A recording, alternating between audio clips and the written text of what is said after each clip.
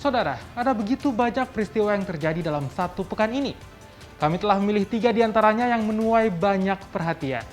Inilah berita populer pekan ini.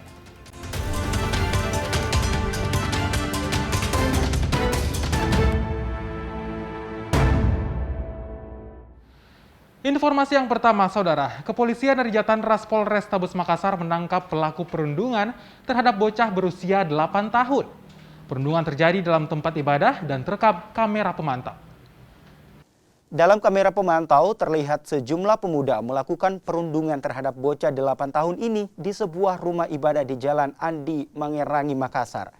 Dari hasil rekaman kamera pemantau, polisi kemudian mengembangkan kasus ini.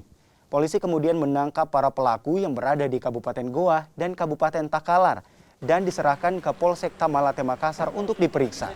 Dari hasil penyelidikan polisi, pelaku mengaku melakukan perundungan hanya untuk bercanda dengan korban. Sementara itu, korban mengalami luka di bagian kepala.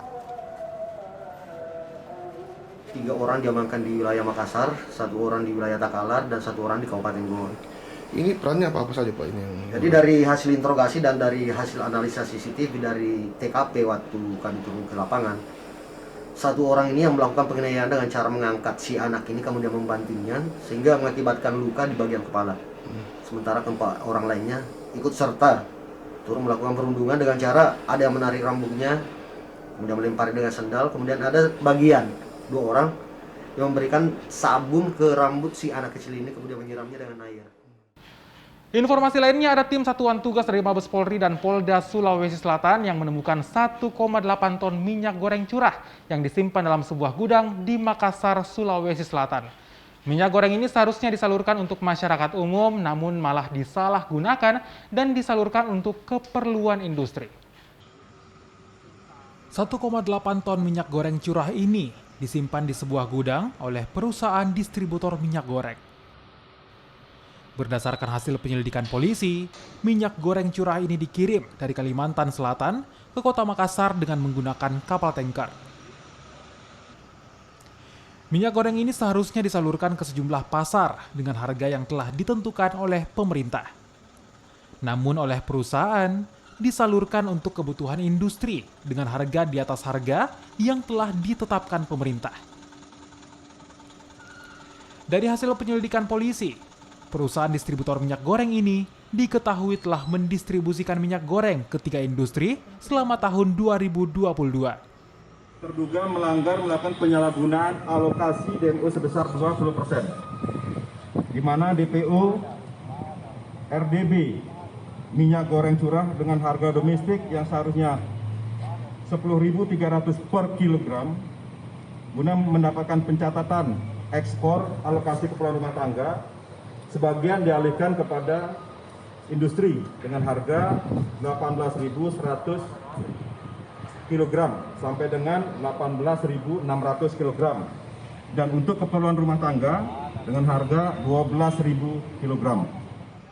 Dengan temuan ini, perusahaan ini pun melanggar ketentuan pasal 8 Permendak nomor 8 tahun 2022, Jungto Permendak nomor 2 tahun 2022, tentang kebijakan pengaturan ekspor dan akan disanksi atau larangan hingga pencabutan izin ekspor.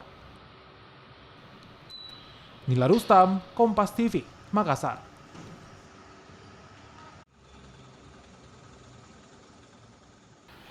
Dan informasi yang terakhir, ada banjir yang merendam sejumlah permukiman warga di Maros, Sulawesi Selatan.